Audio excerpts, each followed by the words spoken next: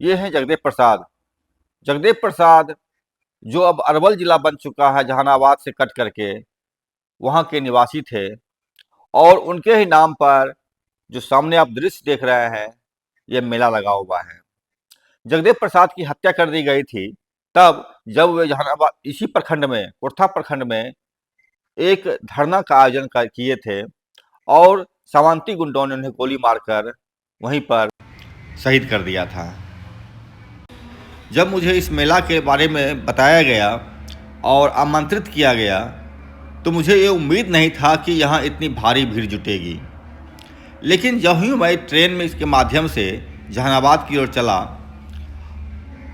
तो ट्रेन के अंदर कई सारे मुझे ऐसे यात्री मिले जो सिर्फ इस मेला को देखने के लिए जा रहे थे, मेला में घूमने जा रहे थे। मुझे बड़ा ताज्जुब लगा कि किसी एक व्यक्ति के नाम पर लगा हुआ मेला इतना लोकप्रिय कैसे हो सकता है।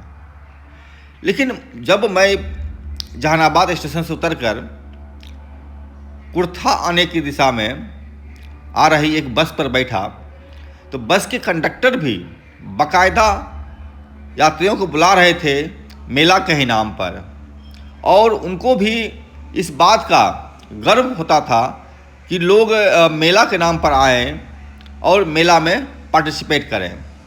अद्भुत आश्चर्य यह था कि यह मेला यहाँ के लोगों के संस्कृति में, यहाँ के लोगों के मन में, यहाँ के लोगों के हृदय में इस तरह समाहित हो चुका है कि इसे आप इनसे अलग नहीं कर सकते। जगदेव प्रसाद जिस तरीके से संघर्ष किए और जिस तरह से उन्होंने लोगों को जगाने का काम किया, इसका और उनका हत्या कर दिया गया, यह एक बड़ा असर यहाँ दिखता हुआ, होता हुआ मुझे दिख रहा है। मैं इस क्रांतिकारी धरती कुर्था में आए हुए सभी क्रांतिकारियों को अपना सलाम पेश करता हूं, नमन करता हूं, अभिनंदन करता हूं। जगदेव प्रसाद के इस विशाल रैली में आए हुए सभी अपने स्वजाति बंधु और अपने समाज के जितने भी लोग हैं, सबको मैं प्रणाम करता हूं। निश्चित ही आज 103वीं जयंती हम लोग मना रहे हैं और जैसे कि पूर्व के वक्ताओं ने ये हमेशा बताया कि जगदेव प्रसाद जी एक विचार है और उस विचार को हम लोग को अपनाना पड़ेगा। हम लोग हर रैली में आते होंगे, हर मेला में आते होंगे, कार्यक्रम बनाते होंगे और कार्यक्रम में यहाँ पे शपथ लेके हिल जाते होंगे, लेकिन निश्चित रूप से जब तक उनके विचारों को अपने अंदर में नहीं डालेंगे ना, तब तक वो जगदेव पुनर्जीवित नहीं होगा। और वो जगदेव को जीवित करनी है, अपने बीच में जीवित करनी है। अभी मैं रास्ते में आ रहा था तो मेरी बातचीत हो रही थी, विकास जी हमारे मित्र हैं, गाड़ी में जब बात हुई तो बोले कि जगदेव प्रसाद की मूर्ति और चौक लगभग पूरे देश के हर एरिया में है। मैं रांची में भी था तो रांची में भी जगदेव चौक है। विकास जी बता रहे थे कि सिलीगुड़ी गए हैं, सिलीगुड़ी में भी एक चौक था जहाँ पे जगदेव प्रसाद की मूर्ति भी लगी है, उस चौक का नाम। तो विचार आपका वहाँ तक पहुँचा है, पुनर्जीवित करने की आवश्यकता है कि कैसे उस विचारों को पुनर्जीवित करें। निश्चित रूप से परिस्थितियाँ अलग अलग होती है और परिस्थितियों के हिसाब से हम लोग को ढलना होगा और उसी परिस्थितियों का नतीजा है कि आज शिक्षा के क्रम में जहाँ हम लोग पिछड़े हुए हैं, जगदेव बाबू का जो नारा था, जब तक हम लोग शिक्षा के रूप में सुदृढ़ नहीं होंगे ना, तब तक आगे नहीं बढ़ेंगे। और वक्ताओं की लंबी करिए, मैं ज़्यादा कुछ नहीं बोलूँगा। लोग कुर्था की क्रांतिकारी भूमि पे हैं जो जगदेव बाबू के नाम से जाना जाता है। इमरजेंसी के दौर में लोगों ने जगदेव बाबू को आवाज़ को दबाने के लिए बहुत ही क्रूर तरीके से उनकी हत्या कर दी एक तरह से। लेकिन जगदेव जैसे लोग कभी मरते नहीं हैं, वो हमेशा अमर रहते हैं। अगर उनकी आवाज़ गोली से दबने वाली होती, वो जगदेव एक व्यक्ति और विचारधारा नहीं होते, तो जो उन्होंने बीजारोपण किया, जो उन्होंने क्रांति की आग जलाई, आज उसका परिणाम, जो 70 के दशक में उन्होंने क्रांति की आग जलाई, उसका परिणाम हम 90 के दशक में देख रहे हैं। और देश और खासकर बिहार की राजनीति उनके विचारों के इर्द गिर्द आज भी घूम रही है। जहानाबाद नक्सलवाद, माओवाद के लिए प्रसिद्ध रहा है।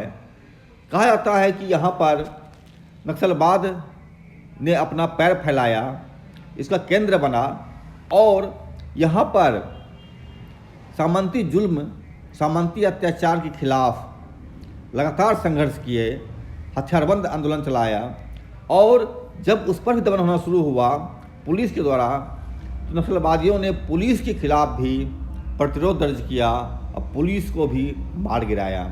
ऐसी अनेक वारदात यहाँ हुई है जो पुलिसियों को और सामंती गुंडों को मार गिराया गया, रणवीर सेना जैसे गुंडों को यहीं ख़त्म किया गया। बहरहाल यह तमाम आंदोलन 74 में जगदेव प्रसाद की हत्या होती है, उसके बाद नक्सलवादी आंदोलन शुरू होता है। संभवतः यह भी आप मान सकते हैं नक्सलवाद की पृष्ठभूमि में जगदेव प्रसाद की एक भूमिका रही होगी। मैं नहीं जानता ये कितना सच है, लेकिन यह भी एक चीज़ है कि जगदेव प्रसाद ने जो कुछ कहा, जो कुछ किया और उसका परिणाम जिस तरह से उनकी हत्या के रूप में निकला, इसका असर नक्सलवाद के जन्म के पीछे एक वजह हो सकता है। और यही वजह है कि जब बाद में नक्सलवाद ने अपना पैर पसारा, नक्सलवादी विचारधारा मजबूत हुआ, तो आम जनता में इस चीज़ के प्रति संवेदना जागी, अपने नेताओं के प्रति संवेदना जागी और आज जगदेव प्रसाद मेला एक विराट शक्ल ले चुका है। जगदेव प्रसाद मेला जो यहाँ पर लगाया गया है, मुझे नहीं याद आता है कि भारत के किसी हिस्से में भी एक ऐसे लोग जो क्रांतिकारी विचारधारा को मानते थे, उसके तहत चलते थे, मार्क्सवाद लेनिनवाद की भी बात करते थे, उनके नाम पर किसी भी ज़िले में, किसी भी स्थान पर, किसी भी राज्य में मेला लग सकता है। एक काल्पनिक पात्र राम के नाम पर हो या किसी के नाम पर भी हो, मेला लगाया जा सकता है। सत्ता उसको फंडिंग करती है, सत्ता उसको पैसे देती है। अभी आप जान रहे हैं यहीं पर प्रयागराज उत्तर प्रदेश में एक महाकुंभ का आयोजन किया गया है, इसमें 6 से 7 लाख करोड़ रुपया का खर्च करने की बात भी सामने आ रही है। हालांकि घोषित तौर पर तो 7-8 लाख करोड़, 7-8 हज़ार करोड़ की बात है, लेकिन जिस तरह की वहाँ व्यवस्थाएं हैं, जितने घपले हैं, उसमें लोगों का ही कहना है कि ये 6 से 7 लाख करोड़ रुपए का बहुत बड़ा विशाल बजट है, जो भारत के बजट का 1/4 से थोड़ा कम है। बहरहाल जगदेव मेला एक ऐसे सामान्य नायक की याद दिलाता है जिनके नाम पर यह मेला बनाया गया है और इस मेला में लाखों लोग शिरकत कर रहे हैं। ऐसा दृश्य आप पूरे भारत में शायद ही कहीं देख पाएं। यही वजह है क्रांतिकारियों की ये धरती जहानाबाद, जहाँ नक्सलवाद जैसे आंदोलन जन्म लिया, माओवाद के रूप में पल्लवित पुष्पित हुआ, यहीं पर देव कुमार जैसे केंद्रीय कमेटी के नेता मौजूद हुए थे, जन्म लिए, उन्होंने संघर्ष छेड़ा था। जगदेव प्रसाद की भूमिका चाहे किसी भी रूप में हो, लेकिन यह जरूर मान सकते हैं उनकी हत्या ने यहाँ के लोगों को झकझोरा है। नक्सलवाद को पनपने में, नक्सलवाद को जड़ जमाने में, नक्सलवाद का विकास होने में संभवतः इनकी हत्या का एक योगदान हो सकता है, बल्कि कहा जाए जरूर होगा। यही वजह है कि नक्सलवाद के, माओवाद के जन्मभूमि के तौर पर जाना जाने वाला यह जहानाबाद जिला, जो बाद में यहाँ अरवल भी बना, एक महत्वपूर्ण दिशा पूरे भारत को दिया है। और आज का यह हुजूम देख करके आप अनुमान लगा सकते हैं कि नक्सलवाद ने किस तरह से जहानाबाद को विकसित किया है, लोगों के संस्कृति में, लोगों के मनों में, लोगों के हृदय में घर जमाया है, घर बसाया है। और यह एक चीज़ आप मजबूती से समझ लें, जान लें कि किसी भी नायक को गोलियों से ख़त्म नहीं किया सकता। संभवतः इस मेला का यह भी एक बड़ा संदेश है। यहाँ पर लाखों लोग हैं, कुंभ मेला में लाखों लोग हैं, लेकिन करोड़ों दिखाने की बात कर रही है सरकार। 40 करोड़, कभी 25 करोड़ की बात कर रही है सरकार। लेकिन वहाँ पर जब मैं गया तो वहाँ भी इतनी भीड़ नहीं थी, बल्कि वहाँ पर भीड़ दिखाने के लिए तमाम सड़कों को ब्लॉक करके एक ख़ास जगह पर लोगों को जुटाया जाता था, ताकि लगे कि बहुत भारी भीड़ है, बहुत भयानक भीड़ है। यहाँ ऐसी कोई बात नहीं है। यहाँ पर आप स्वतः स्फुट तरीके से सामान्य जन आ रहे हैं, अपनी उपस्थिति दर्ज करा रहे हैं, यहाँ घूम रहे हैं, नेताओं की बात सुन रहे हैं, अपने साथियों की बात सुन रहे हैं। और 3 दिन तक चलने वाला यह मेला दिन रात चल रहा है, दिन रात चल रहा है। और ऐसा अद्भुत संगम का दृश्य आप देखिए, किस तरीके से यहाँ पर चीज़ें चल रही हैं।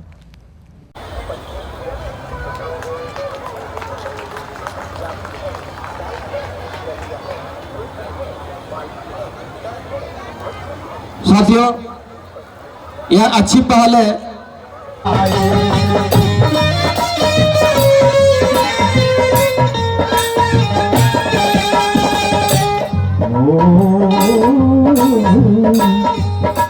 अयोध्या के खुशियाँ, अयोध्या जी के खुशियाँ समा गई हो, देखे सबही के दिया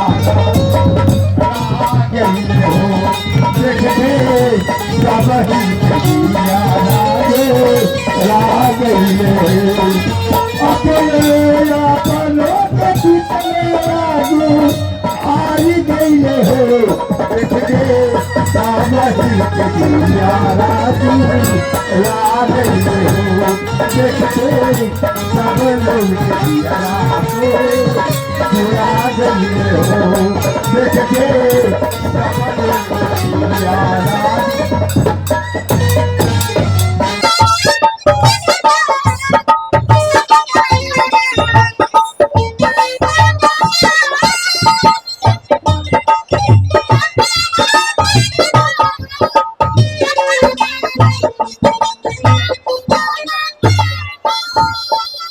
दोस्तों,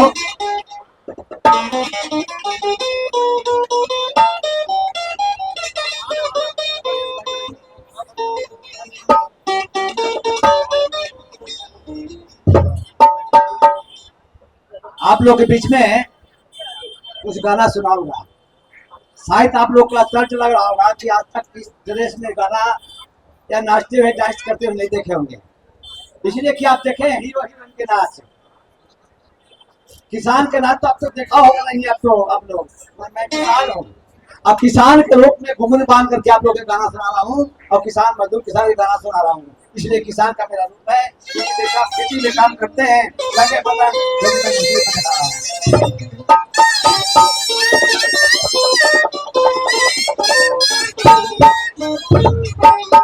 दोस्तों, आज जरूरत है शहीद जगदेव वर्मा के रास्ते पर चलने के लिए लोगों को समझाने का और लाने का, चाहे कोई भी पार्टी में हो उसको समझाने का है। अगर सिद्धांतिक उसे भटक गया है तो उसको लाने का है, उसको मार के भगाने का ना है, उसको लाइए और विचारी संघर्ष चला करके और जगदेव वर्मा के रास्ते पर ले जाने का, चलाने का कोशिश कीजिए। आज देश में क्या हो रहा है, आप रोज सुनते होंगे कि रोज मिट्टी की खोदाई हो रहा है।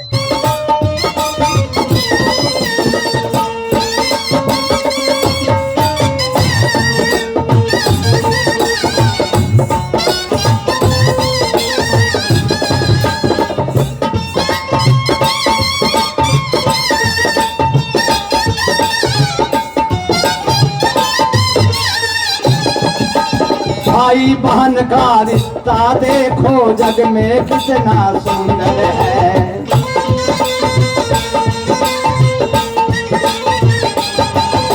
भाई बहन का रिश्ता देखो जग में कितना सुंदर है।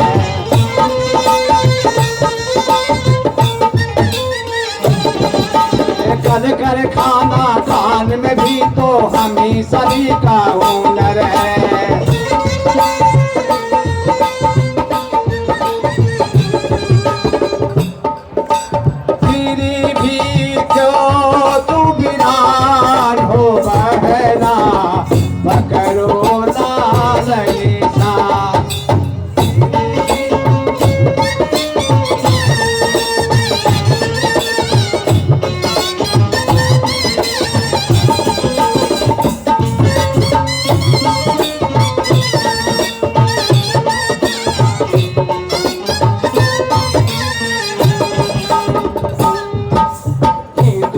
मुस्लिम सिख ईसाई सब तो भाई भाई हैं।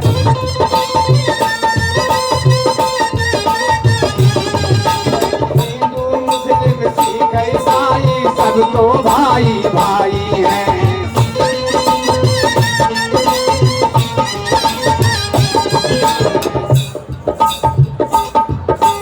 हिंदू मुस्लिम सिख ईसाई सब तो भाई भाई